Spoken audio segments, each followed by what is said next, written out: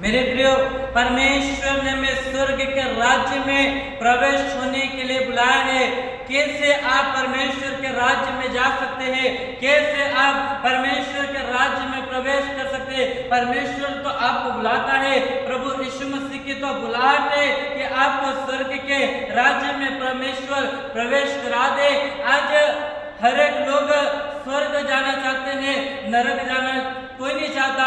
यदि आपको स्वर्ग में जाना है, यदि आपको स्वर्ग के राज्य में यदि आपको प्रवेश करना है, परमेश्वर का वचन भजन संहिता की पुस्तक 15 अध्याय और उसकी 1 पद में कहता है, हे परमेश्वर, तेरे तंबू में कौन रहेगा?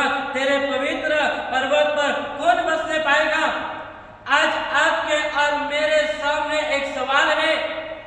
परमेश्वर ने तो आपको बुलाया है कि मेरी बेटी, मेरे बेटे स्वर्ग के राज्य में प्रवेश हो जाए, मेरी बेटी, मेरे बेटे अनंत जीवन में प्रवेश हो जाए।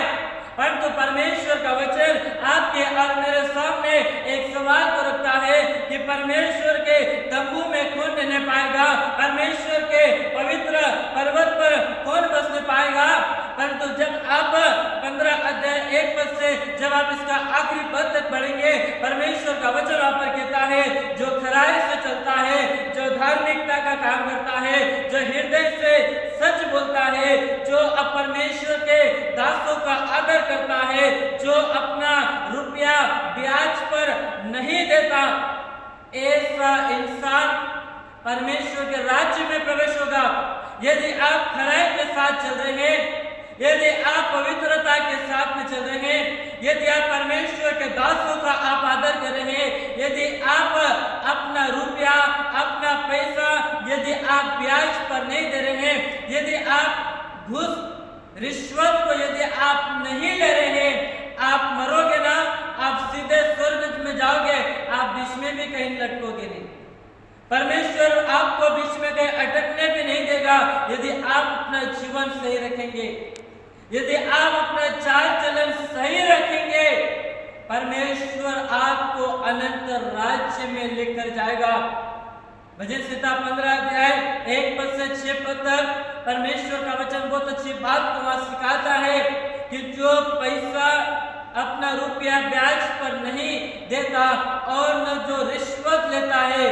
आज तो कई लोग रिश्वत ले लेके बिल्डिंग को बांध लिया, रिश्वत का पैसा लेके घर को बना लिया और कहते हैं, अरे तो मेरी मेहनत की कमाई है, अरे ये तो मैंने अपने पसीना बहाकर मैंने ये बिल्डिंग को बनाया है। अरे मेरे प्रिय, प्रभु आपके जीवन में देखता है, परमेश्वर आपके जीवन को जांचता है कि आपने रिश्वत का पैसा लिया है कि नहीं, क्या आपने अपना पैसा, अपना रुपया क्या आपने ब्याज पे दिया है कि नहीं। कई लोग विश्वासी होने के बाद में भी, प्रभु को मानने के बाद में भी कई लोग अपने रुपये को ब्याज पर देते हैं। ये गलत है। यदि आप अपने रुपये को, यदि आप अपने पैसे को यदि आप ब्याज पर दे रहे हैं, आप गलत काम कर रहे हैं, आप स्वर्ग नहीं जाओगे। यदि आप अपने रुपये को यदि आप ब्याज पर दे रहे मेरे प्रियो, क्योंकि नौकरी देने वाला भी परमेश्वर है, हमारी आवश्यकताओं की पूर्ति करने वाला भी परमेश्वर है। हम जो परिश्रम कर रहे हैं, हम जो मेहनत कर रहे हैं, ये बल देने वाला, ये सामर्थ्य देने वाला भी परमेश्वर है।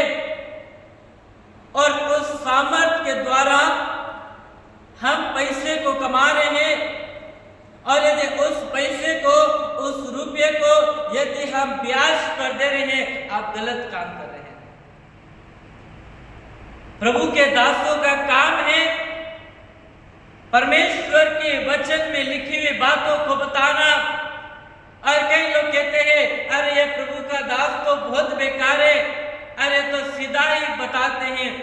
मेरे प्रियो, आज के समय में सीधा प्रचार करना, परमेश्वर के वचन को खराई से बताना, परमेश्वर के वचन को सच्चाई से बताना बहुत ही जरूरी है, बहुत ही आवश्यक है।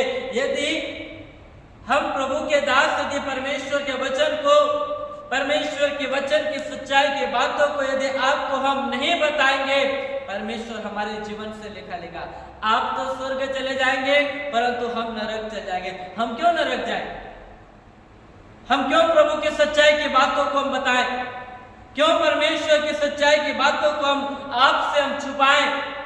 नहीं मेरे प्रियो, आज के प्रभु के दास वचन की सच्चाई की बातों को बताते क्यों बताते हैं? ताकि आपका जीवन नाश न हो जाए, आप उस नरक आग के दंड में आप न चले जाए।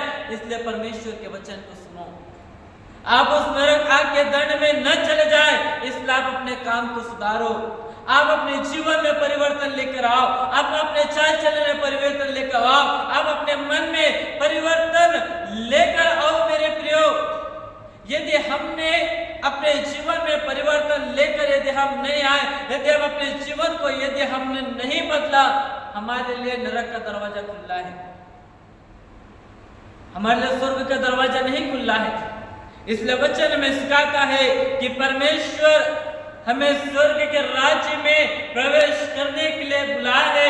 यदि आपको परमेश्वर के राज्य में यदि प्रवेश करना है, हमें अपने मन को, अपने जीवन को हमें परिवर्तन करना पड़ेगा। क्योंकि प्रभु यीशु मसीह ने, जब प्रभु यीशु मसीह इस पृथ्वी पर आए और प्रभु यीशु मसीह ने पहला प्रचार ये करा, मन फिराओ, लौट आओ, क्योंकि परमेश्वर का राज्य निकट आया है। आज मन को परिवर्तन करने की आवश्यकता है, आज जीवन को परिवर्तन करने की आवश्यकता है, क्योंकि परमेश्वर का राज्य निकट आने वाला है। और परमेश्वर का वचन जिस प्रकार से फिलिपियों की पत्री 3 अध्याय और उसकी 20 पद में कहता है, हमारा स्वदेश स्वर्ग पर है और हम एक उद्धारकर्ता प्रभु यीशु मसीह की आने की बाट जोड़े हैं। वचन कहता है हमारा स्वदेश स्वर्ग पर है, आपका और हमारा घर स्वर्ग पर है मेरे प्रियो। आपका और हमारा रहने के स्थान हमारे प्रभु के घर में है। और बाइबल कहती है हमारा स्वदेश स्वर्ग में है और हम प्रभु यीशु मसीह के आने की बाट को जो रहे हैं। यदि आप यीशु के आने की बाट को जो रहे हैं, आप प्रभु यीशु मसीह के साथ बादलों पर प्रभु के राज्य के लिए आपको उठा भी ले जाएंगे। परमेश्वर ने इसलिए आपको स्वर्ग के राज्य में प्रवेश करने के लिए बुलाया है। परमेश्वर इस वचन के द्वारा आप सभी को आशीष दे।